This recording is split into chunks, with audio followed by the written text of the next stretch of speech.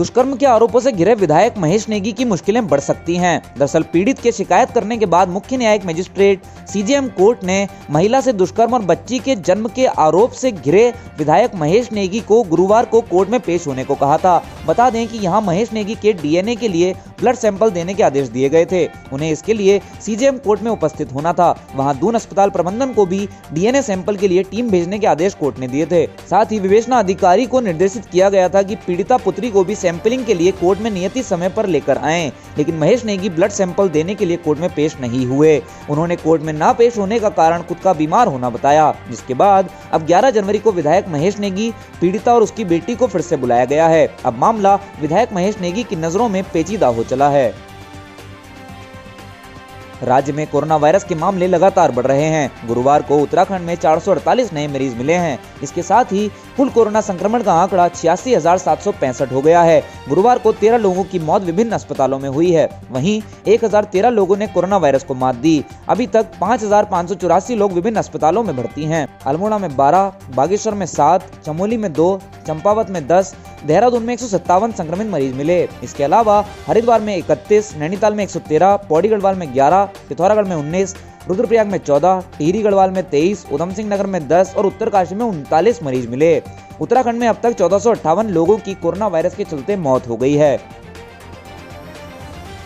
राज्य के प्रतिभावान छात्र छात्राओं के शैक्षिक क्षमता के अनुसार उन्हें तकनीकी शिक्षा के उच्च संस्थानों में प्रवेश हेतु तैयारी के लिए मुख्यमंत्री त्रिवेंद्र सिंह रावत ने दिशा निर्देशन में जिला प्रशासन अल्मोड़ा द्वारा अल्मोड़ा में प्रदेश के पहले दी सुपर 30 हिमालयन एजुकेशनल ट्रस्ट का गठन किया गया है। विकास भवन में आयोजित एक कार्यक्रम में इसके सफल संचालन हेतु जिलाधिकारी नितिन सिंह भदौरिया व सीईओ इलारा कैपिटल राज भट्ट द्वारा एमओयू पर हस्ताक्षर किए गए। इस दौरान मुख्यमंत्री त्रिवेंद्र सिंह रावत ने भी ऑडियो संदेश के माध्यम से the super 30 Himalayan education trust के गठन की शुभकामनाएं देते हुए इस ट्रस्ट से संबंधित सभी लोगों को धन्यवाद किया। उन्होंने कहा कि यह संस्थान शिक्षा की दिशा में मील का पत्थर साबित होगा। उन्होंने आश्वस्त किया कि राज्य सरकार द्वारा संस्थान के सफल संचालन के लिए यथासंभव सहायता की जाएगी।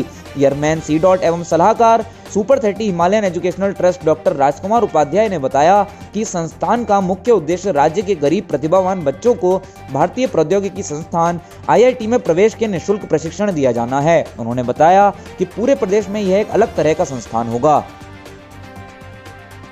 नए साल की शुरुआत अपने साथ अधिक सर्दी और बर्फबारी लेकर आएगी। मौसम वैज्ञानिकों का मानना है कि इस साल के विदा होते ही उत्तराखंड के ऊपरी इलाकों में हिमपात हो सकता है। देहरादून मौसम विज्ञान केंद्र के वैज्ञानिकों ने बताया है कि नए साल पर बर्फ गिरने की काफी संभावनाएं बन रही हैं। बीते कुछ दिनों से मौसम में कुछ हद तक सर्दी से राहत मिली है। निचले इलाकों में भी कोहरा काफी कम ही देखा गया है। पहाड़ों में भी धूप खिलने से मौसम बेहतर बना हुआ है। हल्द्वानी में हाल में अधिकतम तापमान 23.7 डिग्री सेल्सियस मापा गया। लेकिन अब ताज़ा जानकारी के मुताबिक पश्चिमी डिस्टर्बेंस सक्रिय होने से 27 व 28 दिसंबर को कुमाऊं रीजन में बादल छाए रह सकते हैं। साथ ही साल की विदाई होते होते कहीं कहीं पर हल्की बारिश और ऊंचे इलाकों में बर्फबारी हो सकती है। मौसम में बदलाव 26 दिसंबर से ही आने लगेगा। मौसम विज्ञानी डॉक्टर RK सिंह ने जानकारी दी और बताया कि 26 दिसंबर से मौसम बदलने के बाद कुछ इलाकों में बारिश तो कुछ में बर्फ गिरने के आसार रहेंगे। BCCI की AGM बैठक से कुछ बड़ी जानकारी सामने आ रही है। अहमदाबाद में आयोजित हुई BCCI की 89वीं AGM बैठक में फैसला लिया गया है कि साल 2022 IPL सत्र में 10 टीमें भाग लेंगी। इसके लिए BCCI प्लान बनाएगा और पूरी रणनीति तय की जाएगी। इसके अलावा नेशनल क्रिकेट एकेडमी बेंगलुरु से बोझ को कम करने की तैयारी शुरू हो गई है।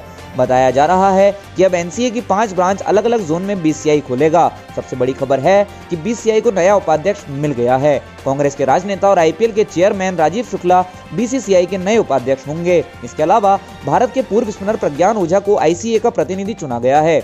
AGM में घरेलू खिलाड़ियों के भी हित में फैसला लिया गया है। कोरोना वायरस के बढ़ते मामलों को देखते हुए देहरादून और मसूरी में जिलाधिकारी द्वारा नए साल में पार्टी पर बैन लगाया गया था। इस संबंध में आदेश भी जारी कर दिए गए थे। मसूरी और देहरादून के बाद सभी की नजरें नैनीताल पर थीं। हाईकोर्ट ने नैनीताल में नए साल के जश्न के दौरान कोरोना वायरस के बचाव के विषय पर सरकार से सवाल किया तो जवाब मिला कि मामले में संबंधित जिलाधिकारी निर्णय लेंगे। सरकार ने कहा कि कर्फ्यू लगाने मुमकिन नहीं है, लेकिन जिला निगरानी समिति द्वारा सुझाव दिया गया है कि कोरोना वायरस को रोकने के लिए 31 दिसंबर की शाम 8 बजे से अगली सुबह 10 बजे तक कर्फ्यू लगाया जा सकता है। कोर्ट ने इस सुझाव पर अमल करने को सरकार से कहा है। नैनीताल के विषय पर DM फैसला लेंगे। वहीं देहरादून और मसूरी में जिलाधिकारी ने सभी होटलों, सार्वजनिक स्थानों और ढाबों में पार्टियां करने पर पूर्ण रूप से पाबंदी लगा दी है। देश के लिए प्राण न्यौछावर करने वाले शहीदों के परिजनों को अब राज्य सरकार एकमुश्त अनुग्रह राशि देगी, जो एक अच्छी पहल है। इस राशि से शहीदों के आश्रितों को काफी हद तक मदद मिलेगी। इस योजना में रक्षा बल और अर्धसैनिक बल के जवान शामिल होंगे। इस संबंध में बुधवार को विधानसभा ने उत्तराखंड शहीद आश्रित अनुग्रह अनुदान विधेयक 2020 को मंजूरी प्रदान कर दी है। इसके तहत युद्ध, आंतरिक सुरक्षा, आतंकवाद की घटनाओं में शहीद होने वाले जवानों के आश्रितों को जीवन यापन के लिए एकमुश्त सहायता राशि यानी इकट्ठी धनराशि मिल सकेगी। बता दें, इस विधेयक के प्रावधान 5 मार्च साल 2014 के बाद से शहीद हुए उत्तराखंड के स्थायी निवासी सैनिकों पर लागू होंगे। हल्द्वानी के सेंट्रल मेथोडिस्ट चर्च में हर साल 25 दिसंबर को लोग कैंडल जलाने और प्रार्थना करने आते हैं, मगर इस बार कोरोना को देखते हुए क्रिसमस मनाने का स्वरूप बदल गया है। लोगों के जुनून में कोई कमी नहीं आएगी, लेकिन कोरोना की रोकथाम के लिए कुछ नियम जरूरी थे, जो कि अब प्रशासन द्वारा बता दिए गए हैं। आइए बदले हुए नियमों की तरफ रुख करते हैं। दरअसल क्रिसमस यानी शुक्रवार के दिन प्रार्थना का दौर 3 चरणों में चलेगा। हल्द्वानी के नैनीताल रोड स्थित सेंट्रल मेथोडिस्ट चर्च में प्रार्थना सभा 1-1 घंटे के लिए होगी, जिसके बीच में आधे घंटे का ब्रेक रहेगा। इसी बीच हॉल को नियमित रूप से सैनिटाइज भी किया जाता रहेगा। खास बात यह है कि एक परिवार के केवल 2 ही लोग प्रार्थना करने आ सकेंगे। साथ ही इस बार घर पर बैठकर भी प्रार्थना करने की तकनीक बनाई गई है, मतलब चर्च से लाइव विजुअल्स ऑनलाइन टेलीकास्ट किए जाएंगे। कोरोना वायरस के चलते लागू हुए लॉकडाउन के दौरान कोरोना वॉरियर्स की भूमिका निभाने वाले रोडवेज कर्मी वेतन नहीं मिलने से परेशानी में चल रहे हैं। उत्तराखंड में कई जिलों में इस संबंध में प्रदर्शन भी हुआ है। मामला नैनीताल हाईकोर्ट पहुंचा तो कोर्ट ने सरकार और परिवहन निगम से 1 सप्ताह के भीतर शपथ पत्र मांगा है। कार्यवाहक मुख्य न्यायाधीश रवि मलिमठ एवं न्यायमूर्ति आलोक कुमार वर्मा की खंडपीठ के समक्ष मामले की सुनवाई हुई। नैनीताल हाईकोर्ट ने इस पर नाराजगी जताई है और सभी से 1 सप्ताह के भीतर शपथ पत्र पेश करने को कहा है। वेतन न मिलने का मामला सुप्रीम कोर्ट में भी चल रहा है। इससे पहले नैनीताल हाईकोर्ट ने यूपी सरकार से सुप्रीम कोर्ट का आदेश दिखाने या उत्तराखंड परिवहन निगम को 27 करोड़ रुपए का भुगतान करने को कहा था, लेकिन सुप्रीम कोर्ट में दायर एसएलपी पर यूपी सरकार कोई आदेश नहीं दिखा पाई। हल्द्वानी खंड के ऊर्जा निगम ने एक अच्छी पहल की घोषणा कर दी है। दरअसल निगम अब शहर में लोगों को बिजली संबंधित बातों के लिए जागरूक करने के लिए कैंप लगाने जा रहा है। इन शिविरों में बिजली की चोरी व बिजली से जुड़ी अन्य परेशानियों को निगम द्वारा सुना जाएगा।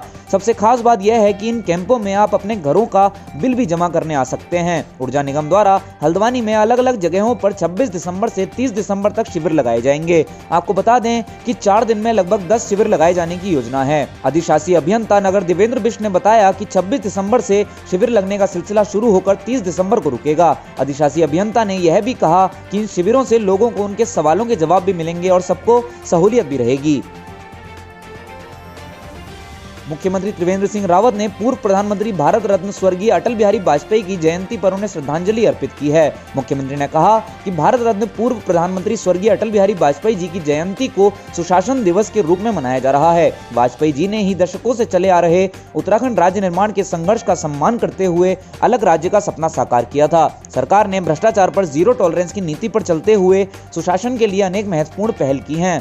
सीएम डैशबोर्ड उत्कर्ष के माध्यम से 205 की परफॉर्मेंस इंडिकेटर्स के आधार पर लगभग सभी विभागों की महत्वपूर्ण योजनाओं की मुख्यमंत्री स्तर पर रियल टाइम मॉनिटरिंग की जा रही है। सीएम हेल्पलाइन 1905 में अब तक 35,000 से अधिक शिकायतकर्ताओं की समस्याओं का 24 घंटे लेकर 1 सप्ताह के भीतर समाधान किया जा चुका है। विभागाध्यक्ष और जिलाधिकारी की सीधी जिम्मेवारी तय की गई है। शिकायतकर्ता के संतुष्ट न होने तक शिकायत का निस्तारण नहीं माना जाता है। सेवा का अधिकार के अंतर्गत वर्ष 2017 तक केवल 10 विभागों की 94 सेवाएं आती थीं, जिन्हें की हमने बढ़ाकर 27 विभागों की 243 सेवाएं किया है।